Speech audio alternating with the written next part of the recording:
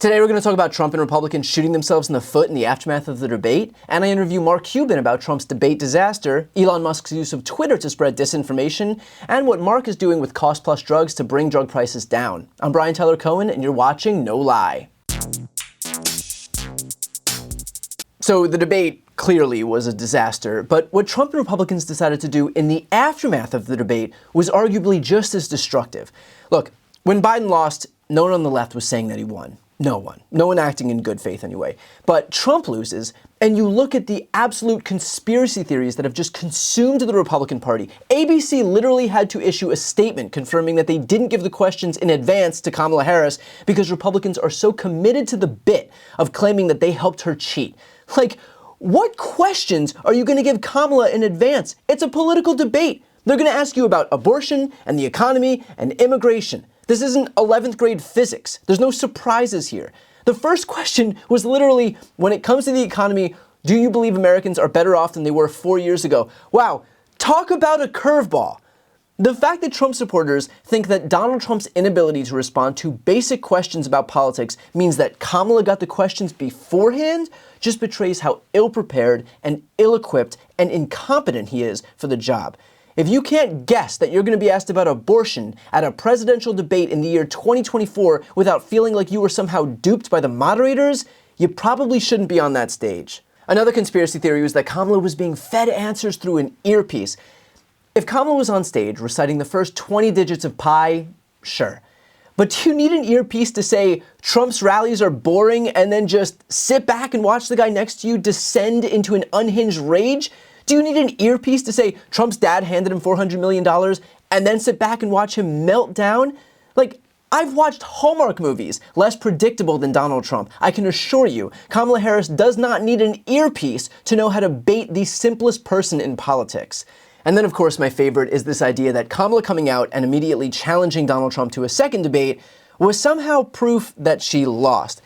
Small problem with that theory.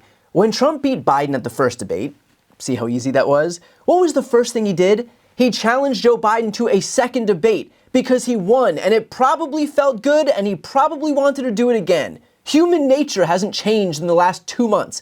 Kamala challenged Donald Trump to another debate because she won, and she wants to win again. Just like how Trump wanted to beat Biden again. The cognitive dissonance at play on the right is so funny because it's not even like this is some precedent that was established 20 years ago. We're talking about what Donald Trump did in July.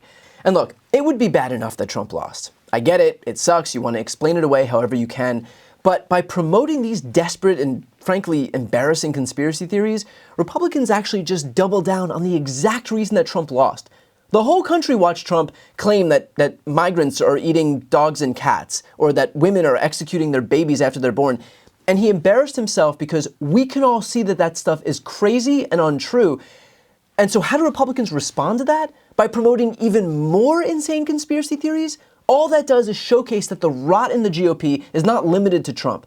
They are telling the country, not only are we going to run defense for what Trump did, but we're going to one-up him. We're actually going to say that there were secret earpieces too, and that questions were being handed off beforehand to Kamala Harris to help her cheat in some grand conspiracy. They are showing us that the whole party is infected with the delusion that Donald Trump suffers from.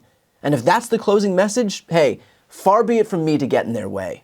Next up is a preview of my interview with Mark Cuban. One issue that we heard at the debate was Donald Trump airing this piece of disinformation that Haitian immigrants are eating pet dogs and cats.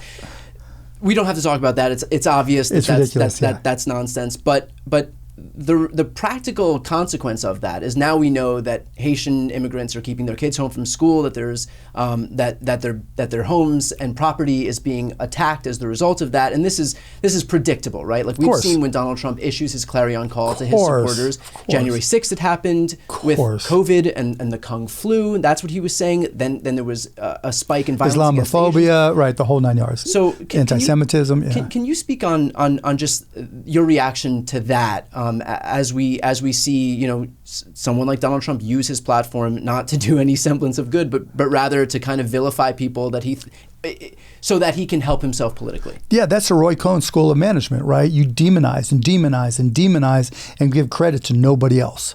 And that is the antithesis of good leadership. That's the antithesis of good character. That's the antithesis of being ethical. That's who Donald Trump is. I've known him for 25 years. I'm never going to say we were best friends, but he is the most unethical, lacks character, dishonest person I've ever done business with or worked with. Why does that matter, though? Like, people are going to look at that and say, I don't care, he's an asshole. And they do, but he's our He's my asshole. Yeah, right. yeah. Character is destiny, right? You don't know. The one thing about the presidency of the United States, you don't know what's coming next.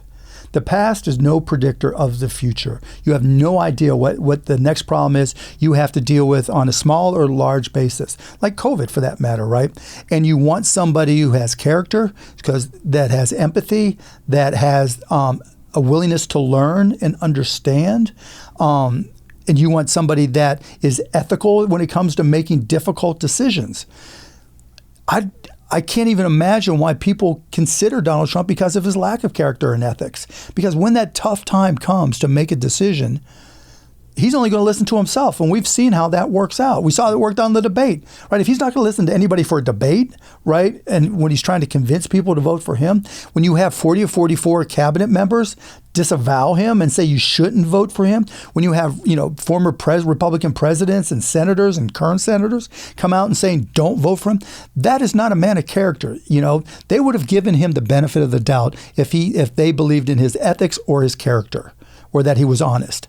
And that tells you all you need to know. You don't want somebody like that dealing with the uncertainty. And as bad as lack of ethics, lack of character, lack of honesty is, the fact that he makes no effort to learn anything. This is one of the few human beings on the planet that get dumber in front of our face every single day. It's not like you can't think of one thing where it says, I think, that's really smart. Right? Or that's really nuanced, or he really understood that topic with some depth. Yeah. Not one time. And that's what's so maddening and infuriating about the whole thing. And I had a friend when he first ran, I said, how can you vote for this guy? And I told him stories that I've, experiences I've had with him. He goes, Mark, let me tell you something. I've been voting for politicians my entire life. You know what they've ever done for me? Nothing.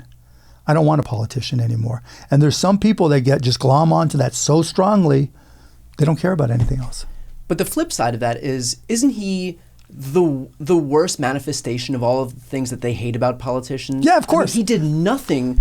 Not only did he do nothing for the working class, for the regular class, but he got into office under the pretense of actually helping those people. There was no infrastructure plan. There was no cheaper and more comprehensive healthcare plan. Right. There was no job boom. I literally, in 2019, I was working on a plan, a predecessor to Cost Plus, and I went and sat in the Oval Office with them, right, and tried to pitch them. I talked to a variety of people around and the HHSA, and my plan still needed a lot of work for sure, but I tried to explain it to them.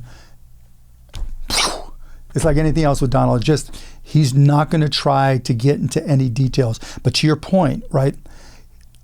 He's the type of salesperson. So if you don't look at him as a politician and you just look at him purely as a salesperson, he's the type of salesperson that will say anything to get the sale.